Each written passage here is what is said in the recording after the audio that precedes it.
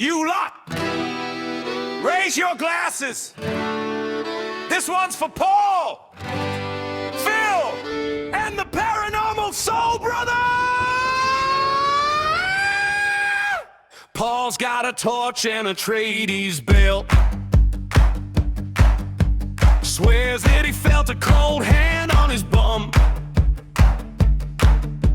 Phil's in the kitchen with a GoPro helmet, shouting, "Come at me, spirit, you cowardly scum!"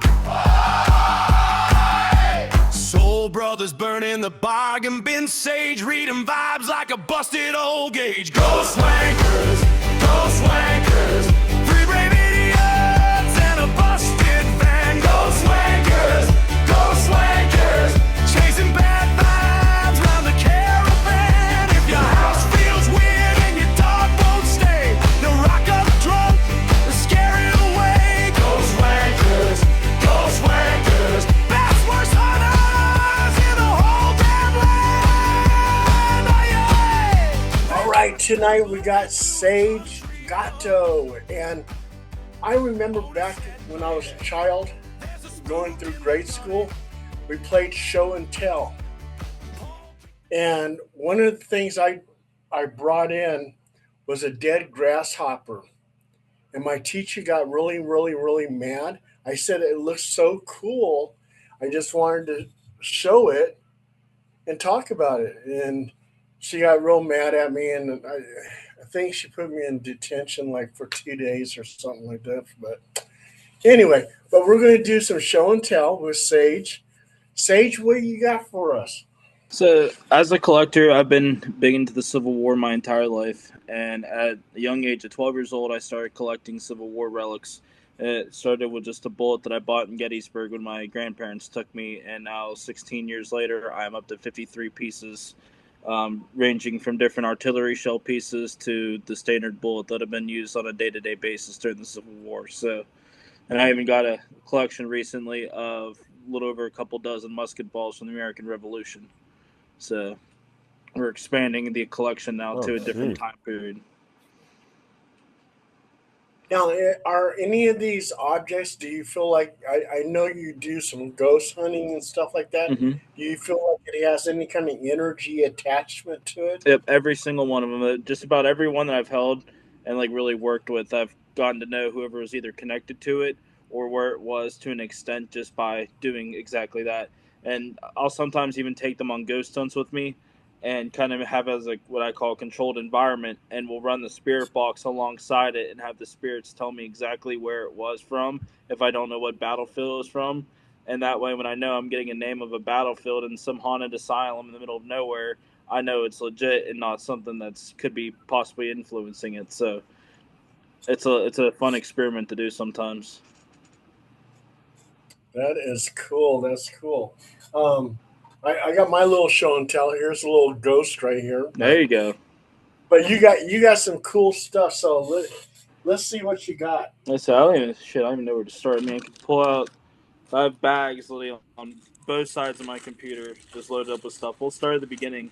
This is actually my very first bullet that I ever bought. Wow. You guys can see it. It was a Confederate carbine bullet, and I tracked it down to the 2nd Georgia in Gettysburg. So that was a pretty unique piece.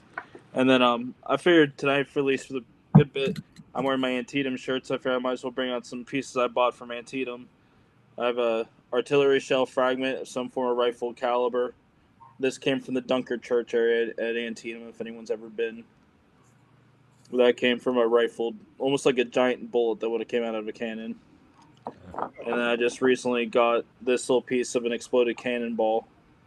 And this came from the cornfield at Antietam as well. So that used to be a cannonball. Yes, this would have been one of the round, like on the round parts of a cannonball. Yep.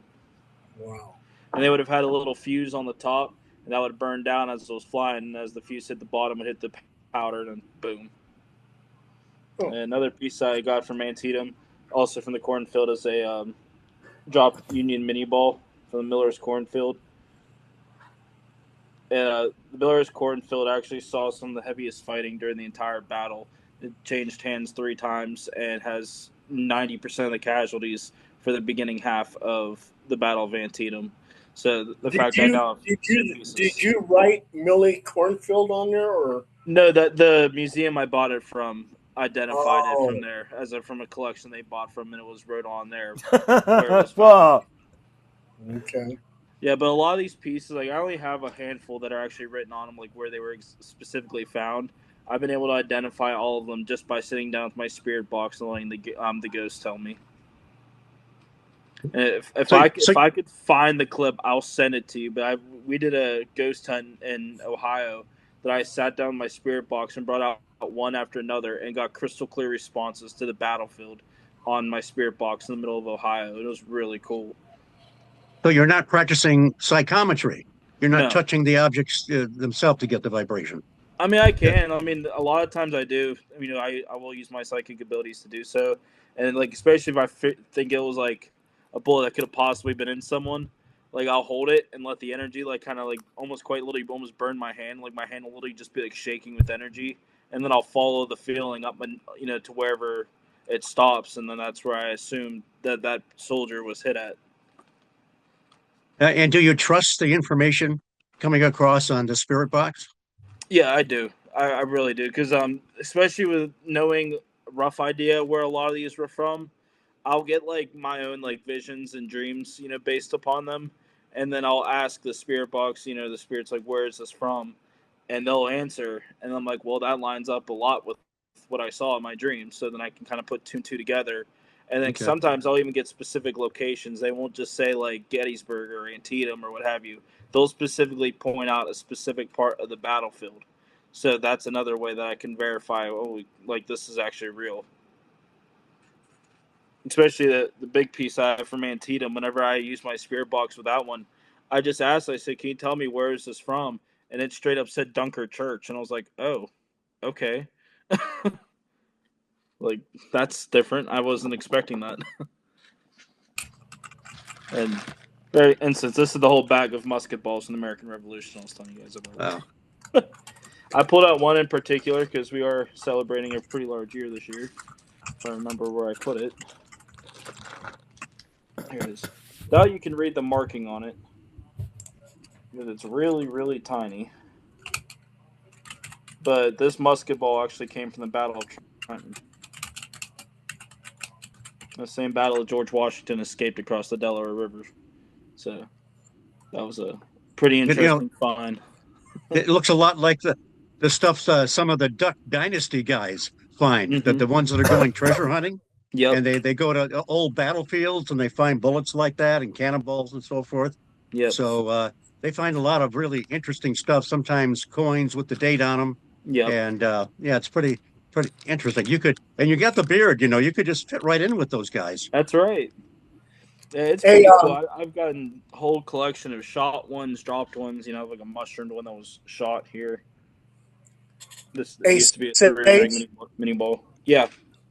Christian Apple is trying to get on. I don't think Phil's in front of his computer, so I'm going to call him. So I'm going to break away so I can call him and get Christian on. Okay. It Okay. looks like he's coming in. There he is. Yeah. It looks like he's on, Paul. He's on. Yeah. Everyone. Oh, there he what's is. up? Okay. What's up, King Gemini? All right. All right. Oh, Christian Okay. Appel.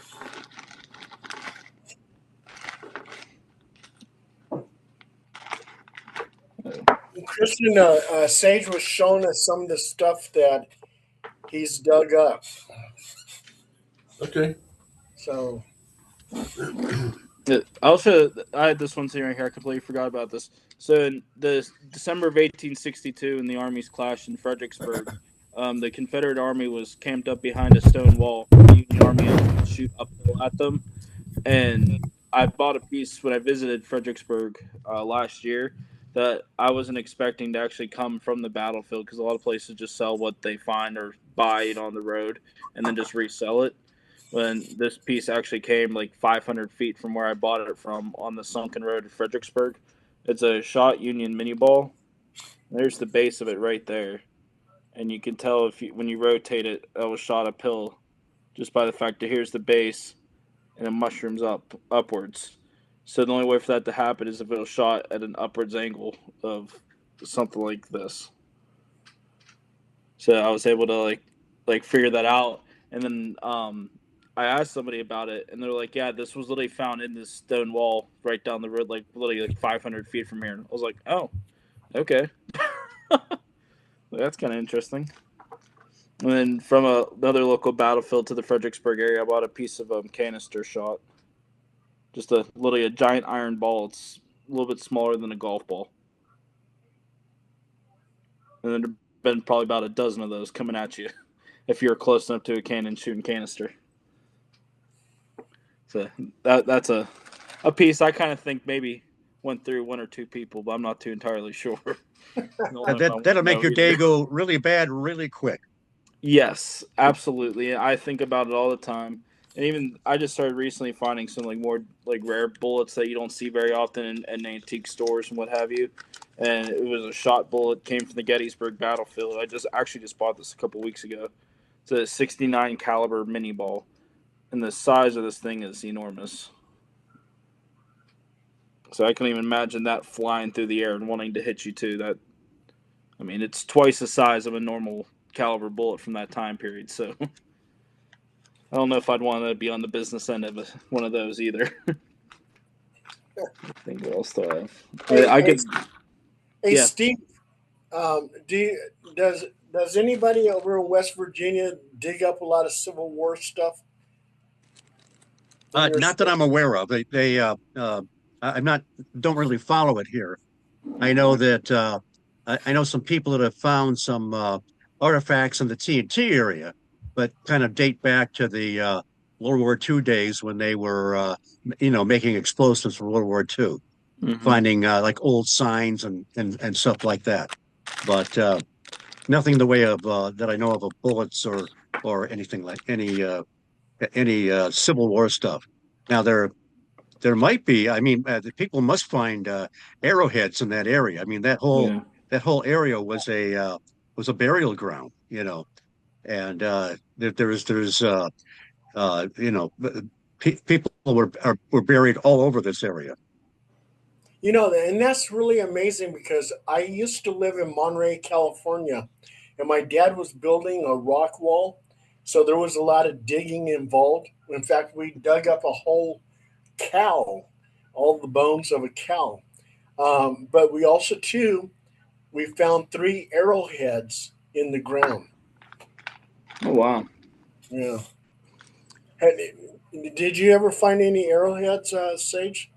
Not personally. I know this area is very rich with that kind of history. I mean, it was the show I bought all my musket balls from, and a couple of the bag full of Civil War stuff too. Actually, was an Arrowhead show. It was just listed as a Tri Valley Relic show, and I was like, oh, I'll just go see what they have. Maybe I'll get lucky. And I walk in, and it was 40, 50 tables of people selling different Native American stuff, arrowheads, spearheads, you name it. And I just ended up getting lucky by one guy by some dumb luck having a whole collection of Civil War and musket ball airs. They had no idea even what they were. He just looked at me and straight up said, "I don't know what these are. I don't know when they're from. If you want them, you can have them." And I was like, "What would you give me for $30?" And he literally just dumped the whole thing in a bag and said, "Here you go." I was like, "Oh, okay." So I got quite lucky there, but I mean, I know a lot of people in and around like probably half hour from here are always finding arrowheads and stuff. We have a very rich history in this area. Yeah, it seems that way. Yeah, I Yeah. mean, you figure we had American Revolution, we had the French and Indian War, you know, prior early 1700s, all established history in this area. Plus, before that was all Native Americans and all sorts of different, like 5 different tribes in this area. So you never know what you'll find when you're out and about. Christian, when you're out there looking at these grave sites and stuff like that, do you ever come across anything that you might find that is historical? You mean like arrowheads or anything like that, Yeah, or? anything like that. Yeah. I mean, no, I just see like typically just people like leave coins or rocks on top of tombstones. I haven't seen any kind of artifacts except like the well, there's a little grave marker that you see at some graves. It's like, for instance, like if I go visit like a section for the Grand Army of the Republic, there'll be a little star and it'll say GAR on it, and it'll say the year of the Civil War. Um, those seem pretty. It's really hard to find those here on the West Coast because people typically steal them, and some of those are really really old. Um, uh, that's about it. I mean, if there was an artifact of any kind, I wouldn't touch it just because it's not mine to take. But I take plenty of pictures and document as much as I can with video. When I was living in San Bruno, California, I lived all over California. No, But San anyway, Bruno. San Bruno, How about Millbrae, we used to go to Daly City California? Chinese Cemetery, and some of my high school friends would actually go to the Daly City Chinese Cemetery and dig up some of the graves. And the reason why is Wow. because the family members would throw jewelry and money into the graves. So they were actually grave robbing. And the Daly City newspaper actually had a story about it. There's grave robbers that go to the Daly City Chinese Cemetery. I knew who they were, but if I were to turn them in, they probably would have all beat me up. I don't know. ABC. I sent you pictures last time, right, Paul? From the Chinese cemetery. What about a year Yeah, ago? that's right. That's right. That's right. Yeah. It's very unfortunate. That happens a lot of Chinese cemeteries because people just know that they obviously bury jewelry and stuff with them.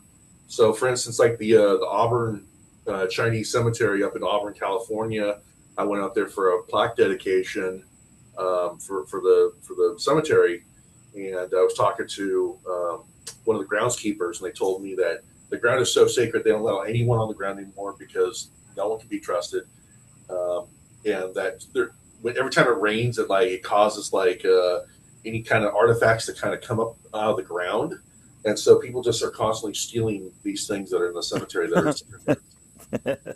So Well, you know the thing about it, where they probably don't mind, Paul, because if you're truly spiritual and you left it like that, you realize that if somebody does that, whether they know it or not, you believe that you almost feel sorry for the karma that they're going to get for doing something like that. You're like, wow, you really have that lack of respect for the dead like that. You really don't believe in it. So, I mean, I don't know. I would think that somebody might think that. Well, yeah. And one of the high school kids came back. It was Oceana High School down in Pacifica, Mhm. and they came back and they were bragging. And one of the guys was bragging. He said that they actually dug up a plastic envelope, and inside the plastic envelope was $300. So you got $300 for messing around with a grave site. That's crazy. My son played at Oceana for the Tiger Sharks, the little league team. Oh, okay. You know all the How do you know all those areas, Paul? Well, I used to live in, oh my God, I lived all over the place: Fresno, Stockton, Visalia, San Okay. Bruno, Monterey. But I spent most of my time in San Bruno and Monterey. So Millbrae and all that very well. Sage, I had an interesting question for you, Yeah. which kind of a Christian made me think of it. So, as far as the Confederate and the Union Army, do you Mhm. think those soldiers, their ghosts, or if they were alive today, do you think they would still be fighting over the same thing, or do you think they would see it the same? It's Do you think their it's ghosts are very locked tough into that? to say Yeah. yay or nay on that. I know because I've talked to 400 plus soldiers in that time period now, through my work and in the spirit world, and a lot of them have came to an acceptance that the war is over, and they just kind of because I have a wider range of Confederate and Union soldiers with me, and they don't fight, they don't bicker, they don't talk back and forth. We literally will sit in my living room together and not even nothing will happen just because Oh they wow. accept that the Okay. war's Okay. over. But Okay. that's not to say that all of them are like that. I've definitely came Yeah. across a handful of bad apples, on both sides that are, ill to the other. So I think So some ghosts have forgiven. That's that's a start. But go, yeah, that's interesting. Keep going, man. That's interesting. Yeah, because there's definitely times that, when I've came across battlefields where like I'll just walk around with my spirit box just to see what they'll say, because I've came to accept that the ghosts can talk, they can travel, and say like even if I'm going to the other end of the world and going to like Tennessee or Mississippi or somewhere I don't go regularly, the ghosts will let their ghosts know that like, hey, like he's coming, like you can talk to him, and I'll just walk onto the battlefield grounds and get swarmed instantly. So like, once that I've kind of accepted that, it's kind of helped me understand like, hey, like I know they're waiting for me. It's just a matter of who. And there's been a few times it's like, oh, it's that guy, and then there's other times it's like, oh, hey, and I'm just like, oh, hi. So you never know what you're gonna get. Wow, that's a trip. Yeah. What's your latest investigation, Sage? That would be fun. We were just in Gettysburg a couple weeks ago, actually, with a little spontaneous weekend trip out there. And it was just a nice little getaway. That took my older brother for a tour of the battlefield because he's never been before. And we just kind of waltzed around town. I, bought a handful of new relics and saw some of my favorite stores. And we actually camped out at a campground that is practically on the battlefield, but it's not on the battlefield. The fighting took place. And while we were there, we broke out some of the ghost hunting equipment just to see what would happen. And with my own eyes, actually ended up seeing a soldier run across the campground and vanish behind a building. So that was a very interesting experience. So you've been in like Gettysburg in Pennsylvania, right? Yeah. How about Chickamauga in Georgia? Chickamauga is on my top of my list right now to make it to. We're trying to plan a trip down that way so I can hit Lookout Mountain and Chattanooga as well. But they have that's very high on my list. I haven't made it there yet. But as far as Tennessee goes, I've been to Stones River in Murfreesboro, and I've been to Shiloh in Western Tennessee. How about Antietam in Maryland? Yep, I've been there 4 times now. 4 times. Yeah, Wow. so I have a handful of relics from that battlefield on me too. Is that place extremely haunted? Yes, Antietam and Gettysburg are by far the 2 most active battlefields that I've personally been to, especially knowing that the Battle of Antietam was the bloodiest single day in the entire war. The Gettysburg is considered to be the most bloodiest of the whole war, and then that was over 3 days. And you take pretty much almost the same capita of casualties and place it into one place in one day, and you have Antietam. So it was a tragic battle. Wow. I always thought that maybe Devil's Den was like one of the hottest spots because there was a lot of ferocious fighting over there. Oh, yes. And and people have actually seen full body apparitions at Devil's Den. Yep. You'll see that. I'm not even joking when I say this to you. You will see something everywhere you step foot on that battlefield. It's all perspective of mine. If you're going there with respect and knowing like they're there, they'll show themselves to you. But if you're being there just being a complete asshole, then they're not going to show themselves. But there's been times like I won't even be like anything doing anything, just walking around the battlefield, just taking it in, and then it's out of the corner of my eye, able to see a soldier walking down the field. I'm just like, oh, there they are. They're coming. And you even have park rangers that claim that they see apparitions. Yep. Like the first time I've ever been to Gettysburg, I saw online that they're not allowed to tell you about the paranormal because they don't want to scare people away. But me being a young kid, I was curious, so I asked. I said, "Hey, are ghosts real? Like, have you seen anything here?" And he literally went, "Ha! You want to see real?" And I was like, "I mean, sure." So he reaches into his duffel bag and pulls out a binder that has 15 pages of about 7 pictures per page of apparitions that people have captured on his tours and gave to him. There you go, Paul. That's a jackpot for Paul. He loves the apparitions. Hey, have you noticed, Sage? Have you noticed that they are have you noticed that most of these soldiers? I mean, are they stuck in the issue, like, or are they stuck in that time, or is it like is any evolvement as far as like them being on? Because it's been a long time from now. I'm just wondering, but it could be, because I've heard of different scenarios, but I'm just wondering in general with the soldiers, because I mean that's such an intense thing they were going through. I would imagine it's probably still just that, but I was just wondering, did you know of any other issues or any other things they were thinking about or talking about? And I was going to ask you, how does the weaponry and the shrapnel and the different things that you collected from different sites, how do those compare, or how do you find that interesting? Yeah, absolutely. Those are great questions. So, a lot of the times they are aware of us as human beings, but whenever I first visit a place for the first time, 90% of the time they're stuck in that moment. And a lot of the times that you see them on the battlefield, they are locked in like they are still fighting the battle to this day and don't realize that the battle's not over. Now, whenever they Okay. either come home with me or I sit down and take time with them at the battlefield and talk to them, then they do eventually start to evolve. Like the ones that are with me on a daily basis, they understand our now day to day life, even though they still Wow. show Interesting. themselves Huh? dressed in their period uniforms. So it's kind of like a catch 22 there, but they do. It's an evolving door. Like you have to work with them because like I know people will go to Gettysburg and just snap pictures of monuments. There's over 1,500 monuments on that battlefield. You could just roll it, be driving down the road, be like, "Oh, cool monument," and snap a picture. Look at your picture, and you'll see a soldier, walking ahead with his rifle on the ready, like he's ready to shoot someone. That was clearly not there whenever you took the picture, and that just, they're in there, they're still fighting the battle in their minds. But as You, you far know, that's as far as that goes. But as far as the bullets go, it's almost like helping. I almost see it as a way as helping the spirit, like a psychiatrist helps a person. I'm kind of that in the sense of I'm helping the spirits, and I know that they're trapped in time and maybe not know that they're dead.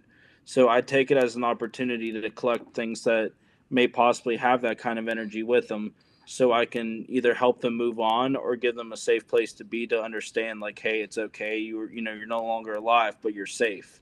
And 9 times out of 10, that's how I end up growing the invisible army, as I call them, because it just they understand now that they are no longer fighting and are no longer on this earth, but are still have a voice and can still be heard in some form of fashion. So that's kind of what got me into going abroad and collecting such a large array Very of interesting. relics. Wow. Interesting. it's just so amazing because you hear so many ghost hunters that go out to the Civil War battlefields and 34,000 casualties. I mean, Mm-hmm. and that was over at Chattanooga National Military Park. Yep. Man, with that many casualties, that's got to be haunted. Yep. And you figured that was the casualty marker for the entire battle. You could find that same number on just one portion of the Gettysburg battlefield. And a portion, I mean, like not even a mile. you know, Wow. like I could point to you on the map, like one little sliver of the battlefield, and be like, yeah, there's 12,000 killed right there, and it brings in perspective whenever you're there and you're looking around these places, and just think that many dead bodies were laying here. Holy hell! It's almost hard to believe. And that's like Devil's Den. Like I had my Yeah. first ever paranormal experience that I consciously remember there, as far as the battlefield goes. And when we went back this time, my girlfriend didn't get to see it whenever we went a couple years ago. So I made a point to add that onto our tour stop to check out Devil's Den. And there's actually a tree that's still standing there that was there during the battle. And I walked up to her and I said, "Could you imagine like what this if this tree could talk, like what it would tell you from being here during that battle?" And the second I said that, I kid you not, it dropped a good 30 degrees just standing around that tree to the point where I had goosebumps. And it would like, I thought it was like the weather was changing, but it was just in that little area. And when the second I touched the tree, it's like you could almost feel the battle vibration still happening. Wow. It was bizarre Yeah. Yeah, I can imagine. I can imagine. because it's Did you like, ever how do hug you one of those explain that to trees? someone? Sorry about that. Oh, go ahead. Go ahead. No, you're good. No, go ahead, Zandy. Oh no, I was just wondering, have you ever hugged any of those trees? Because that's one of the first things the shamans will tell you to hug it, and you'll feel the energy. But seeing how you have some abilities, you might Hmm. if you hug it, it might be even different. And Yeah, just like you have to, like for a minute, like 4 minutes. Yeah, the abilities. I mean, I had to be careful because when I relic hunt, I'm like I let them choose me because a lot of times when I get into my stores, they'll have Ah, barrels of relics, that you buy, okay. and if I touch the wrong one and I don't end up buying that one, I don't want whatever's attached to that thinking that I'm taking it home with me when I decide to change my mind. So like I try to be careful and like will hover my finger over it, and if I feel my finger vibrate, I grab it, and I kind of like in a way let them choose me instead of me choosing it. So that's ironically how I bought like almost all of my relics. The only two that I haven't done that were the Miller's Cornfield Bullet and the other artillery shell fragment I bought from Antietam because I actually bought those online from a museum store. But everything else I bought in person at a like at a shop, and I'm able to physically like kind of scope it out before I decide to hey I want that one. Ah, that's Yeah, it's interesting. That's like an animal choosing you. Like a cat, or I mean, spiritually. You know how that happens yeah. spiritually. That's pretty interesting. Yeah, and my girlfriend's starting to really develop her, abilities as well. And I had a laugh the first time she was in Gettysburg with me. We were in this the store I buy my relics at, and they have everything you can imagine from the Civil War, like amputee kits, surgical kits, crutches, drums, guns, swords, Dang, you name it, they have dang. it. And she went up and grabbed a period crutch, and she like went, "Ow, babe, my leg's really starting to hurt." I was like, "Look what you're leaning on." And she like looked and saw that she was holding onto a crutch, and she was like, "Oh yeah." I was like, "Yeah, the soldier's probably just showing you that they had their leg cut off, and this was their crutch. That's how they got around." Mm. You And know she was like, what "What?" else? You know what else I used to dig up?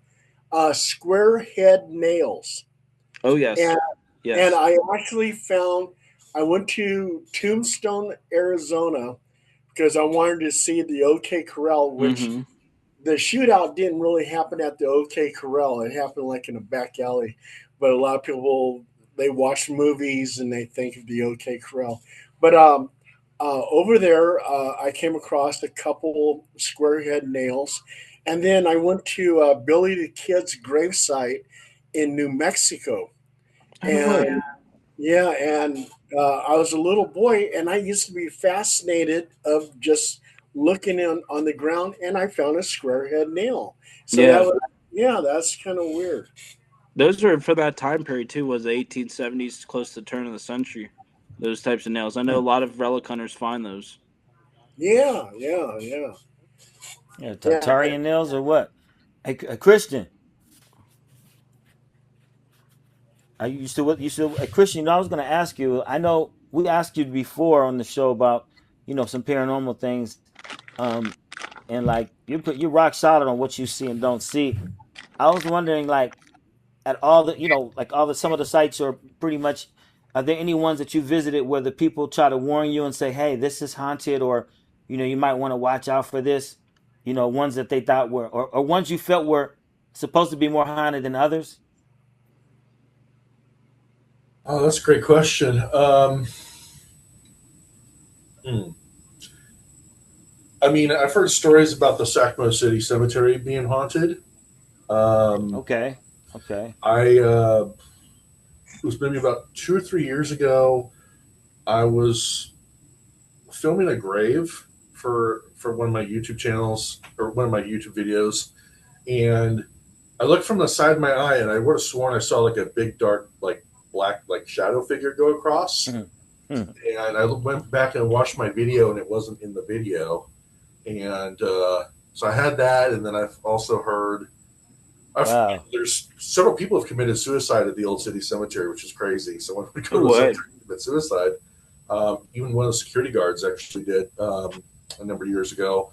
I took a selfie in the cemetery. It was like in the fall of 2020, and it was weird because my phone had this had that weird like technology where it had like little red or orange box that would pop up, so it kind of like got your picture, you got your face in just right. And I noticed in the Okay. background it was catching another image behind me, like another face. And I was trying to zoom in to see what it was, and it looked like to me all it was a tree, but there could have been a face, an apparition's face in the picture. So I went ahead and took a picture of it, and I've gone through that picture several times just trying to find if I can see like any kind Yeah. of face or anything. I've never been able to find anything. It's just weird that my phone was, it was doing that. It was trying to map in another face that was behind me in the distance, and it never showed up in the pictures that I could see. Wow. But I mean, there's been Gosh, there's a cemetery out in Clements. It's the Clements Cemetery. It's where there was those guys, the Speed Freak Killers. I guess they kidnapped some lady there at that cemetery, or dropped off her body there. I don't remember the whole entire story, but anyway, I was out there in the summer. It was super hot, and there was like a sign that said "Beware of rattlesnakes." and I had that's more flip-flops scary on. than anything. What's that? That's more scary than anything. Shit. Yeah, so I had flip-flops on, which is not very smart to have when you're walking through a cemetery. And I really didn't have an intention to go there, but I was like, I want to go explore. I'm just going to stay on the path. And so I was super, super quiet because I'm like, like my senses were heightened because I'm waiting for like rattlesnake. Yeah. And I start walking, and all of a sudden, like, I hear what sounds like footsteps behind me, and I stopped, and it stopped. And then I kept walking, and then like about a minute later, I hear these footsteps again. I immediately turn around, and there's like no one there, and I'm just like, okay, I don't know who's here, but you're not welcome to do that. So, and it stopped, but it was really, really freaky. So you don't have permission to do that, huh? You don't have permission to do that. No, not letting you do that. Hey, Probably the gentlemen. security guard. Oh yeah, gentlemen. We have about 2 minutes left, so we're going to take a 10-minute break, and everybody will get a second link to finish up this interview. So, Okay. All right. And you talk about rattlesnakes. I did an investigation in Texas, at Midland, Texas, at this high school, and one of the EVPs that I got was "Watch Your Step." I said, "Wow, this is cool! I got an EVP says watch your step," and just maybe about 2 yards in front of me was a big ass rattlesnake. I go, holy! Yep. And everybody, man, we started running and everything like that. Damn. And I told everybody, I said, look, I'm not afraid of ghosts.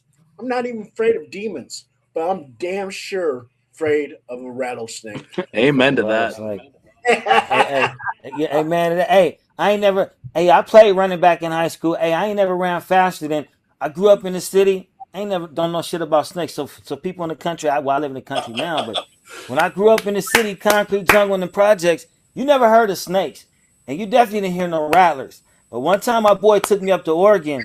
Man, we were in some little lake with the sticks and all this shit, and then we stepped to the side, and I heard a rattler for the first time.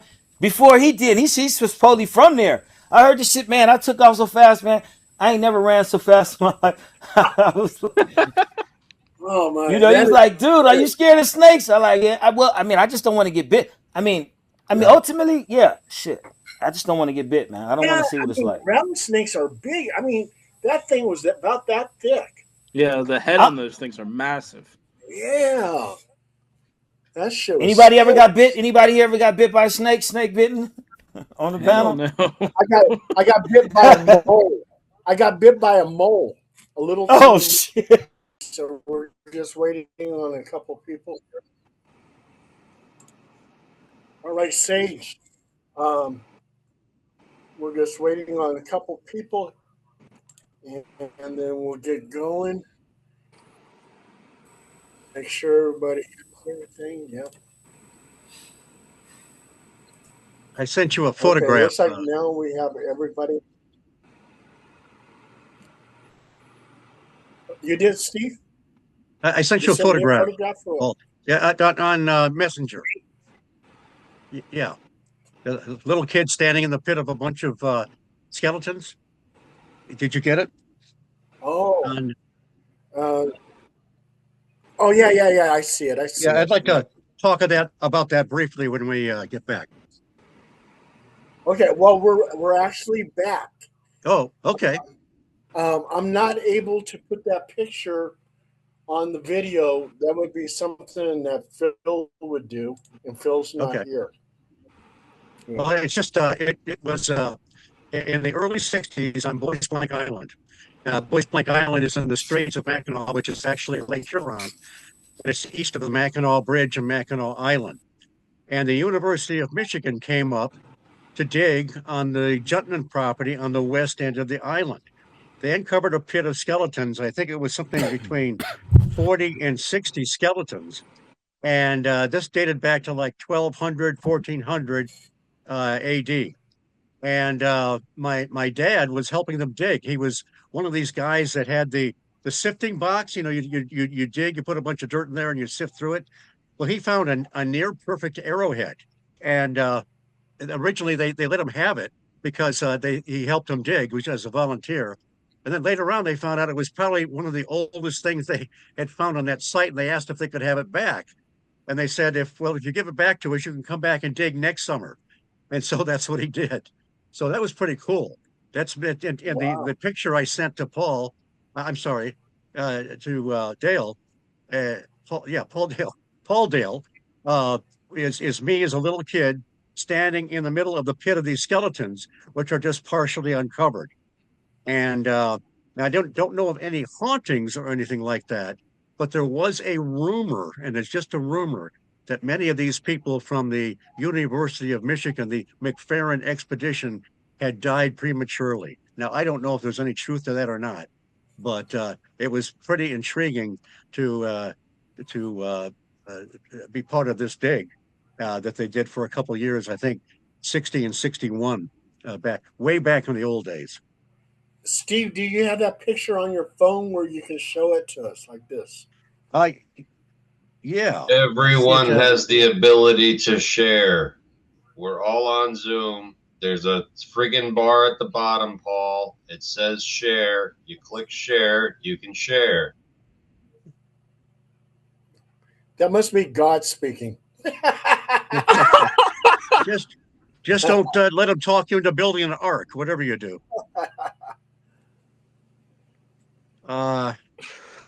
See, I can't. I've got my video here, but I can't bring a picture in. Zandine did it last week or the week before when he shared the video. There's my dogs. When he shared the video of his UFOs in the background. Yeah. I'm a Luddite, though. I don't know how to do that.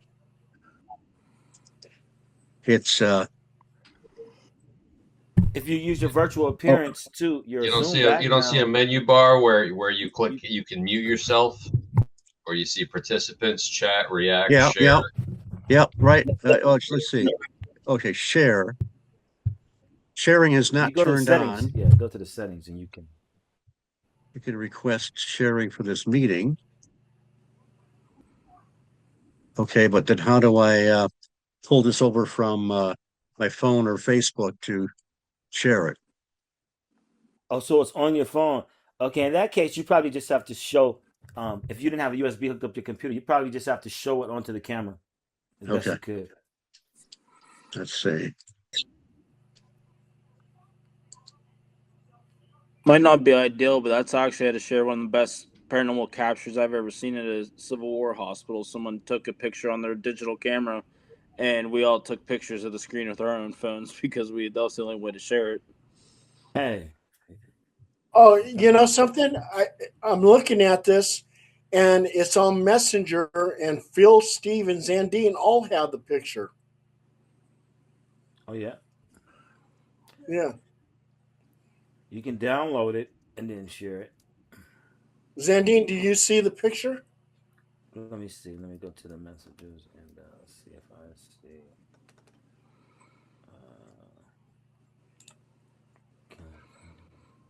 Zandine, while you're looking for the picture, Sage is going to show us a couple more things from that he's found, and he has a couple of stories he wants to talk about. Oh, there we go. Oh, there we go. Holy crap. Handsome devil, aren't I? Holy crap. How many skeletons were there? That's just as I recall, there were at least 40, maybe 60. There were that's just one, one image there, but they were from a certain angle. They were like all placed in like on the side of this one wall of the dig, Okay. and they Got some found all red, kinds of artifacts all over that some area. red hair giant stuff in there, man. And my Yeah, dog wants one of the bones. He's looking at it. Gilgamesh. That's I pretty. can't That's even lie. pretty. That gave me the chills, man. I've even got some old I don't know whether it's 8 millimeter or 16 millimeter film of me there, and I'm kind of like I look like I've got ants in my pants. I'm wiggling around like I don't know if I didn't want to be there or what, but I don't have a Ants in my projector pants and leave the to actually gas. look at it. That is so cool, though. Yeah, how many That people got a photo like that? Dang, that's Nice crazy. haircut. yeah, that's a nice That's right. Yeah. Back in the old days, they used to call that a butch haircut. Yeah, yeah. I had that type of haircut for a little while. How long? Oh God, for a while. And then my mom started combing my hair like Elvis Presley. Oh And boy. yeah, yeah. And the kids would bully me because they were all dressed up like Beatles. So they had the Beatle haircut and I had the Elvis Presley haircut. So were you all shook up? You got the Yeah. best. With You a got big the old best one. I had a big old pompadour, the Vaseline in the hair. Oh Oh man, yeah. you must have been shook up. Steve, there's sites out there you can send that footage to have it converted digitally. Oh, If okay. you were within driving distance, I could do it for you. I actually have a machine that does that. Okay. But that's There's a like, bunch of stuff on there. There's even a trip my dad took out west when he was working for GM, and they were testing some kind of brake system on the trains. And so he had footage of that. So there's a lot of archival stuff in there that would probably just blow me away. yeah, you can have it converted. There's companies that do it for you. I bought a Okay. machine for like $500 a couple of years ago when I was converting mass amounts of 8 millimeter reels. But that's if you actually wanted to go through that whole process. But you can probably have it done Okay. cheaper by somebody else. You can go to American Heritage and they'll do it for a very reasonable price. You can Okay. send them a big old box. Right. It's a big reel, and I don't know everything that's on it, but Yeah, you should get all that digitized. right. All right, and Sage, you were going to show us some more stuff. Yeah. So before the break, and I forget who it was that mentioned about the bullets carrying energy. This one particular I'm about to show you guys, I'm not even kidding you, dropped the temperature a good solid 20 degrees in my house. I've literally had goosebumps this whole time. It's just been sitting here on my table. But I actually just bought this one 2 weeks ago in Gettysburg from a store, and it's certified to come from the Chancellorsville battlefield in Virginia. And this is one that I'm almost 100% certain on came from someone's shoulder, and that wasn't actually a wounding bullet. And you can tell it was a 3-ring bullet. Let me see if I can sit it on the camera. So you can see the rings on the bottom. It was a Union 3-ring bullet, but it flattened out in a certain way that kind of is relevant with bone. Wow.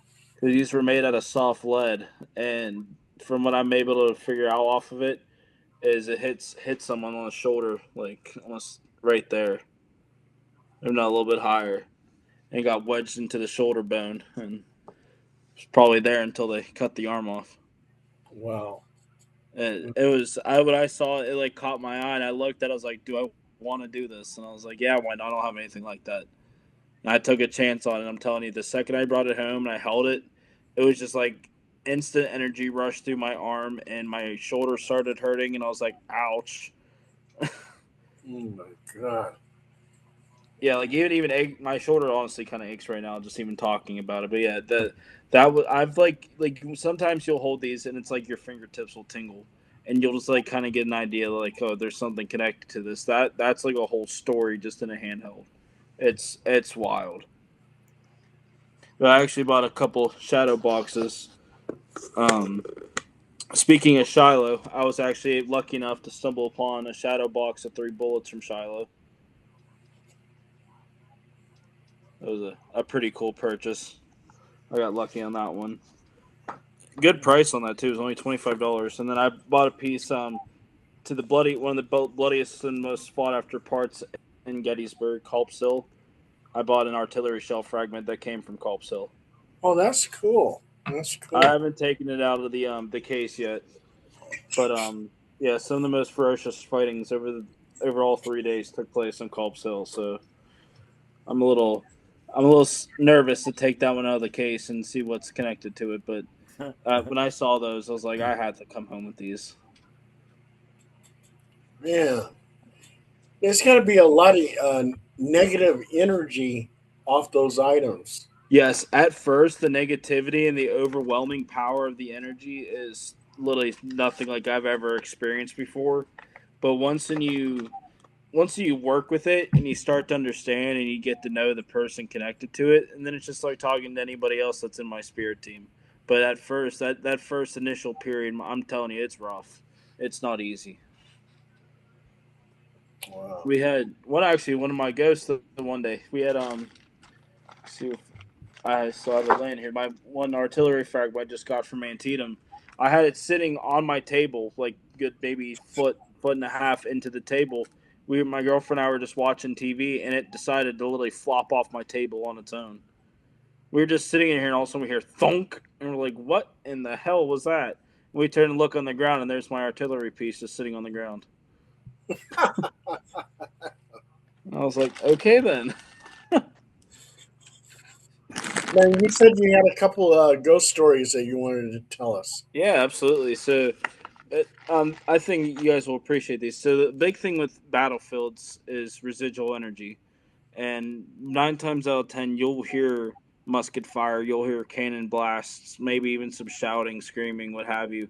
But first for me was hearing a loud rebel yell with my own ears, and I've always seen it on TV, I see it in the movies, and I always hear about the Confederates, making noises and screaming to, disorient and put the strike of God into the enemy. And we were out at Murfreesboro at the Stones River battlefield, and it was a quiet afternoon. There was honestly maybe 15 people we saw out on the battlefield as a whole, and we were just kind of just chilling in a real quiet area, just taking pictures, enjoying the scenery. And I kid you not, it was almost like someone just hit play on a video. All of a sudden, you start hearing, and I was like, okay, what is happening? Where are they? Like, this isn't cool. We're getting snuck up on. It was honestly one of the loudest but most terrifying things I've ever heard, because it's like for a split instinct, it's like you were just transformed 160 years ago right back into the battle, and you're like, wait, what's happening? It was absolutely insane. Oh, Zandine has a question for you. Okay. Oh no, Yeah. I was just thinking about just like you said, the energy on the battlefield. Mhm. Like, is it like a whole body thing? Is it just feel a little tingle, or like it's just like full sensory? What is it like?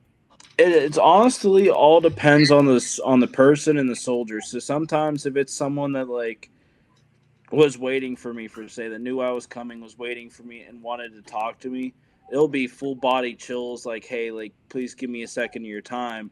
Or sometimes if I'm just walking and they're just coming out of the woodworks and like kind of like, oh, I'm gonna follow you, but I'm not too sure if I want to talk yet, then it'll kind of be like one of those things where like the neck on the, your hair is like right on the side, Yeah. you'll just peek up and you're like, oh god, someone's watching. It can be one of those things. It could be like you just get top to bottom chills. There's times that I've even been touched. Like I'll literally feel my arm get tugged. Like, hey, like stop. I want to talk for a second. Wow. Yeah. Now here's a more serious question. Like, if you grew up in whether you grew up in a set or hood or anywhere you grew up and it's like people having problems and they got guns, you know,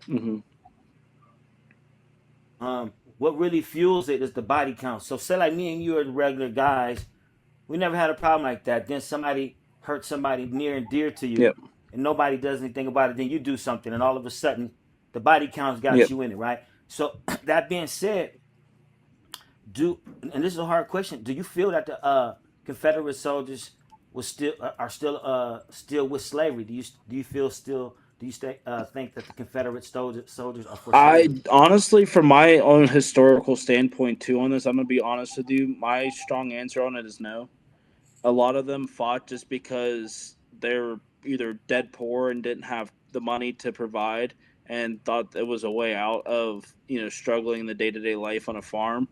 Wow. Um, Okay. the Okay. art of slavery came from the rich, so that when you see your commanding officers are pretty much all the people that a lot of the regiments in the South were self funded, and to self fund a 500-man outfit, you're coming from some coin. So you figure if you're in the deep South and you have a plantation, you have a deep coin, what are you more than likely going to have? When you could be talking to an immigrant or anybody that came and Yeah. is just trying to provide for themselves, this war breaks out, and you're like, hey, I have an opportunity to make double the money than what I'm making now. Why wouldn't I do that? So, Right. a lot of it was Sa- political too. A lot of them feeling that, a state driven government was better for the people. And then there's the rich that were saying, no, I'm not losing my slaves because they're the ones making me money. I mean, you bring us. Hey, that's a really great answer. And the Union soldiers, who's to say that people on the other side weren't, flipped the other way? They weren't actually for Hmm. slavery in some cases, but just a job or whatever. I mean, yeah, like you said, it's a Hmm. job. That's one of the greatest answers I've ever heard on that question, man. Yeah, especially you brought up a good point there because a lot of the people on the border states, so we call them the swing states, Missouri, Maryland, you can even consider West Virginia as they joined the Union in 1863.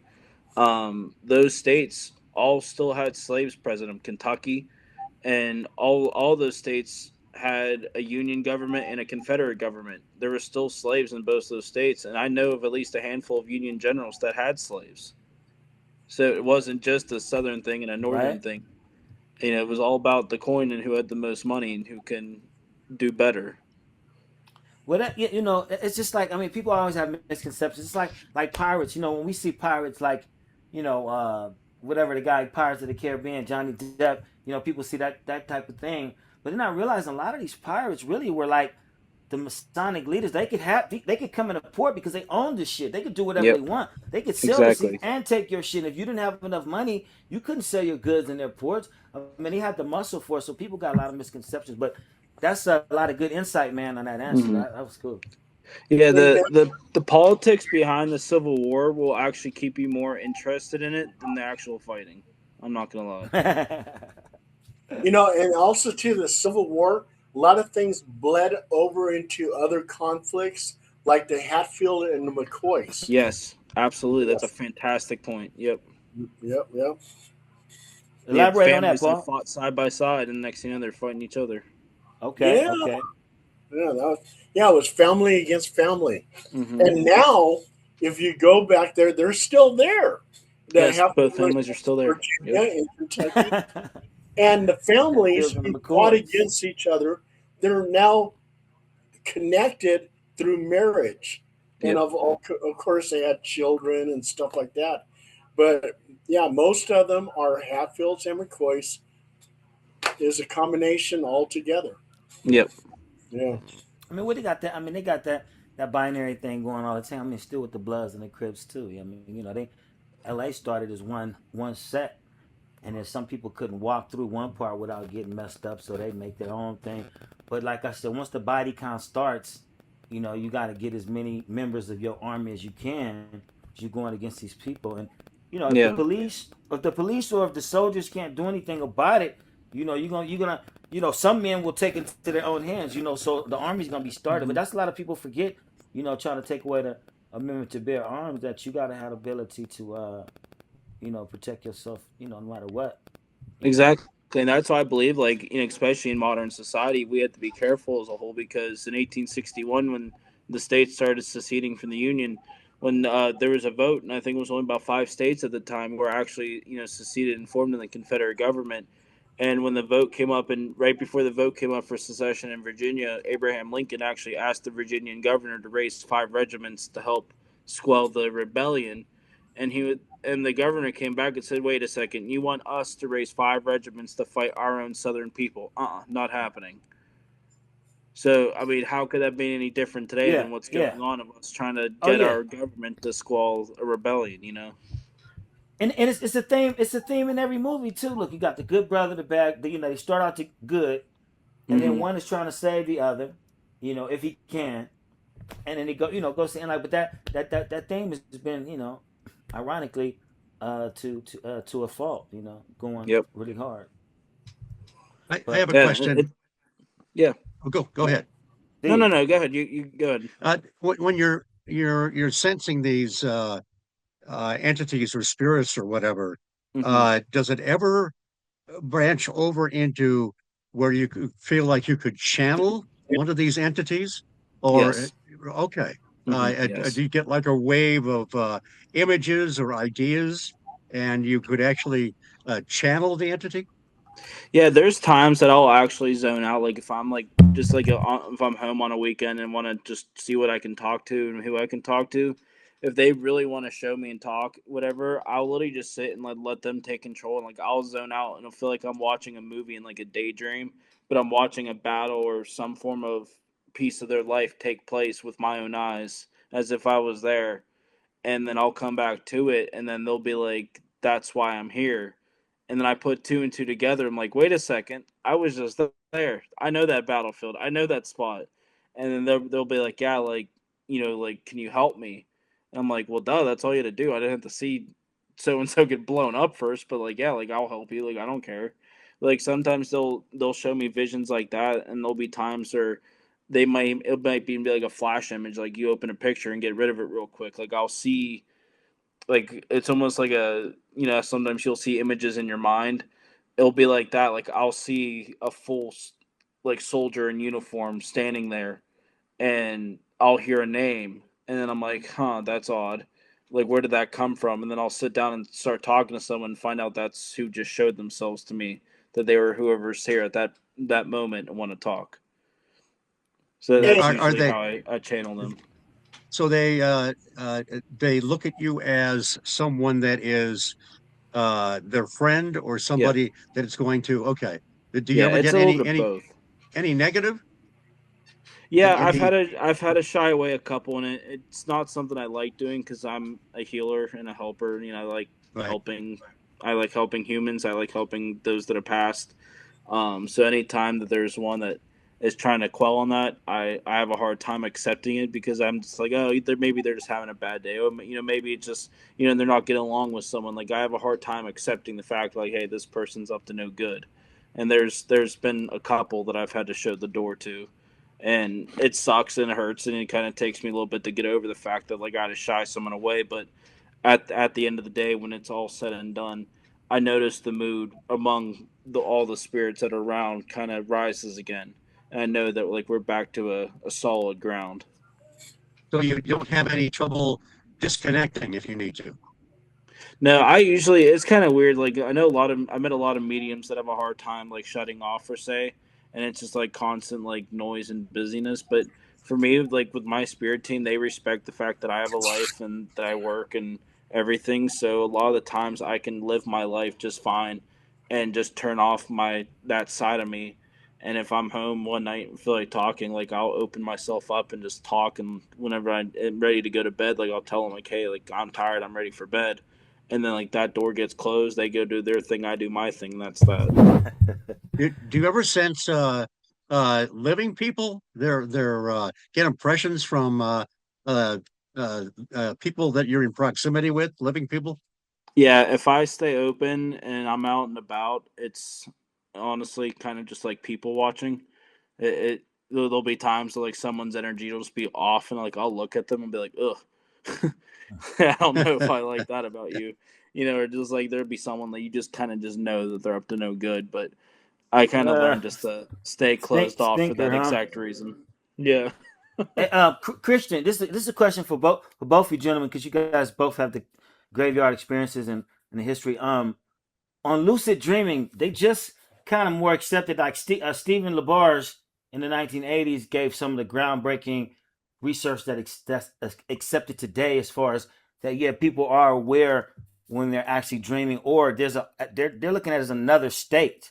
What do you guys think of a lucid dreaming and accessing, these things, or perceiving any of this when you go to the graveyards? Truthfully, I feel like that's kind of like how I channel my spirits, because it's almost like a daydream. Like I'm just like there watching something, like I'm watching a movie through their own eyes. And there's the first time I really got to sit down and talk to my one soldier who's with me all the time, Jamie. The first dream I had about him, he was showing me a fort that he was at in Alabama near where he's from. And I remember literally watching him walk around. I remember seeing like headstones because it was like a cemetery too. And I saw a campfire. I saw soldiers training, and he even like told me like the name of the camp. Like, hey, this is where I was. And I was like, huh, that's kind of cool. And I just thought maybe it was just some random dream that I was having or what have you. And I woke up the next morning and Googled the name of the fort to find out it was actually a real place where soldiers Wow. went to train in Alabama. How about So that? yeah, so I think that's exactly what I go through and just don't even realize it. When did this start showing up for you? What was the first experience you had when you knew you had this ability? So growing up, I grew up real close to my grandfather, and my grandma passed before I was even born, and I always kind of sensed her presence around me ever since I was a baby. But I never really understood it because it was just kind of like the hair going up on your neck, and I'll be downstairs by myself, and like I'll feel like someone's standing right there with me, but like I couldn't understand it. But it was about, what are we in, 2026? About 5 years ago now. I was at a ghost hunt in Ohio, and that's when I first learned of Jamie being with me, and found out about him since I was 13 years old, and just never knew it because he knew that I wouldn't understand or know how to channel him until like I started growing my abilities, and that was just when I just happened to start growing them, and we were um, using the spirit box trying to talk to actually a soldier that we were contacting with, and we just asked like, "Hey, where are you from?" And a voice said Maine, and right after the soldier said Maine, there was another one came through, went Alabama, and I was like, "Wait a second, there was a second voice there. Who was that?"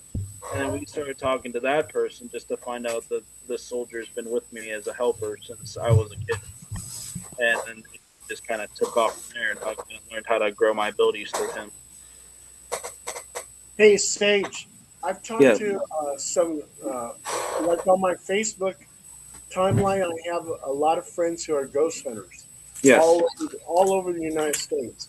Um, and I remember there was a ghost hunting group, and I think they were from Virginia, I'm not sure. But they were telling me about the Battle of the Wilderness. Yes. And they said that when they went in there, they could hear people screaming because the Battle of the Wilderness, there was some type of wildfire, Mm-hmm. and these wounded soldiers couldn't run, and they caught on fire. Yep. And I was a firefighter back in 1977 with the California Division of Forestry, and I know that when you get burned, I mean, you can feel the pain.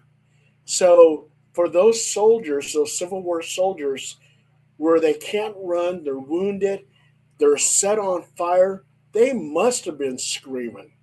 Yes. Yeah. And Yes, I've been to the wilderness before, and when I learned about the battle and I learned about the fire, my jaw kind of hit the ground because I was kind of like, holy hell, like this really happened, because it was really dry, and just the explosions, the gunfire, everything kind of just one ember just happened to hit the right spot at the right time, if you will, and the rest is history. But it was the fact for me that I found out that all the horses and wounded that were in the field of the fire were all just engulfed. And then when the fire stopped, they all kind of just decided to pick up and march right back into battle and fight over it again. And was I'm that thinking, was that Virginia or was that yes, it yes, was? that's Virginia. That's Yeah. an hour from DC, give or take. Wow. Okay, and what was the other one? They were trying to tell me the Battle of Spot. Spotsylvania Courthouse. Yeah, Yeah. yeah, the Bloody Angle, and they were saying Yes. there 22 hours of hand to Hmm. hand combat. Yep. Oh my God! And it was knee deep mud. Mm-hmm. That's where that canister ball I was showing you before came from, a Spotsylvania courthouse. Whoa, that's crazy. What state was that? That's all in Virginia. So if you know where Fredericksburg, Virginia is, Yeah. the major battle happened there in December of 1862. Then, literally 5 minutes down the road from Fredericksburg to the west is the Wilderness in Chancellorsville, and then just maybe another 6 miles south of Chancellorsville is Spotsylvania Courthouse. So they're all within like a small radius. So when you did the investigation in those areas, did you hear any screaming? I didn't hear them essentially there. It was a real quiet, sombering experience. Like it was almost like you knew that what happened, and they knew I knew what happened. So it was kind of real, almost like almost brought you to tears just sitting there, kind of thing.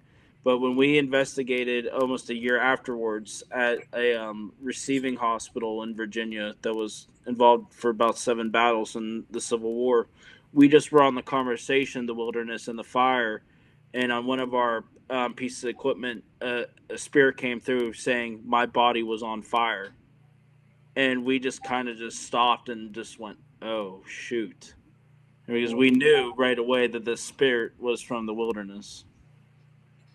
That's crazy. That is Hmm. crazy. Wow. I would love to investigate something like that. Yeah, I got lucky enough to, with permission of the National Park Service, to investigate the sunken road at Fredericksburg, where the main Confederate battle line was, and I'm telling you, that city at night is worse than Gettysburg. You will see just nonstop figures moving around. Christian, you ever plan to go down to these Civil War sites? Yeah. Well, right now I'm trying to work on my weight, so I get on a plane. I actually have family in Wilkes-Barre, Pennsylvania, and so the goal is hopefully before the end of this decade, I want to get out there and see some family, but rent a car and drive out to Harrisburg, or I think that's it. One of them has like a, well, Sage would know better than me, but there's like a Civil War museum I want to check out. And but I do want to spend a whole week just in Gettysburg. I just want to explore every cemetery, every battlefield, just kind of just soak it in. Even try to camp out at night and maybe see if I can catch something unusual. Yep. But yes, I have family in from Pennsylvania, and that's where I really would want to go and explore. But I got to lose some weight before I get on a plane. We're actually going to that museum in September. We're going back to Gettysburg for 4 days. Nice. Yeah, my sister just moved out of Pennsylvania, and she moved back to Florida, where Phil is. Um, oh, uh, Phil mentions I see on this thing here. Um, Next week is the final episode of the Ghost Wankers podcast, in which we interview people. Um, we're going to have from now on panel discussions. So I'll be inviting certain people. Like I'll invite Sage, I'll invite Christian, and just sit around. We talk about all kinds of stuff. You can talk about anything you want. And Nice. Oh boy. so, Zandy, it looked like you were ready to say something. Oh, Christian, on the lucid dreaming, you were going to say something. It looked like.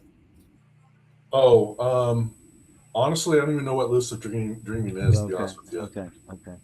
you want to just give me a quick Oh yeah, two no, it's like when sentences, and I can. it's like they just accepted it as a new form of a new state, a new altered state. It's Stephen Labarge from the 1980s is a guy who pioneered the research, but it's people being aware. Like say if you're dreaming, but you're still aware that you're dreaming, you still can. It's more than just a dream, more than not being awake or asleep. It's an accepted new state. But I was wondering when you go to those graveyard sites, like have you ever sat back? So like sometimes you're looking at a gravestone or something, you just start, and you go into something, thinking about, hey, what was this person, their death? Because I remember when you told me you read, the headstones and you think about the stories of these people. I mean, I've read, there's been grave sites that I've visited that I knew how the person died and just be overwhelmed with like emotion. Probably the biggest one was first time I ever visited the grave of Sharon Tate, who was Okay, murdered by the okay, Manson wow. family. I just stumbled upon her grave by accident. I was actually looking for Bela Lugosi, and they're both not too far away. They're about maybe 20 feet away from each other. Damn. And I found Sharon Tate's grave, and I just was just hypnotized by this. I mean, I couldn't move. It was just like I was just so overwhelmed with sorrow. And it wasn't until security came and told me I was loitering, I had to leave. That's when I kind of like came out of it. So I Okay. guess that maybe the closest thing to what you're talking Sounds like it about. to me. Hey, you Yeah. guys, we got 2 minutes left. 2 minutes left. And Zandine and myself, we went to Elizabeth Short's, the Black Dahlia Oh wow. gravesite over Cemetery. at Oakland Cemetery. Plus, the Reverend Jim Jones in the Guyana, the victims, Mhm. some of the victims are buried at the Oakland Cemetery. And all of the Oakland Hells Angels are buried at the Mhm. Oakland Cemetery. Hey, by the So way, that's- Paul, if you guys look in the back, that picture I took at near a cemetery in the sky with some balloons, but in the balloons was his face. I don't know how that I happened. saw that. I saw that. I saw that. Yeah, You should have shared it, but now we got 53 that's seconds. all right. It was in the live air, like many feet up, where it should have been popped. And Hey, if you guys that want a good story real quick to look up, the biggest get off my lawn story ever came from Gettysburg from a guy named John Burns. He was actually a civilian that lived in Gettysburg that picked up his musket, joined the Union line, and it was actually fighting. damn John Burns, get off my lawn. Yep. He literally walked out of his house with his musket and joined the ranks of a Union regiment and was fighting. When he was wounded, he got rid of his musket, was treated as a civilian, and he went home. Wow. Dang, I gotta check that out, John Sage, Burns. thank you for being on, man. And when this gets published, I'll make sure you get a link. Thank you, Christian. Absolutely. All right. Thank you, brother. Good night, guys. Appreciate it. Yeah. Good stuff, yeah, Sage. Good stuff.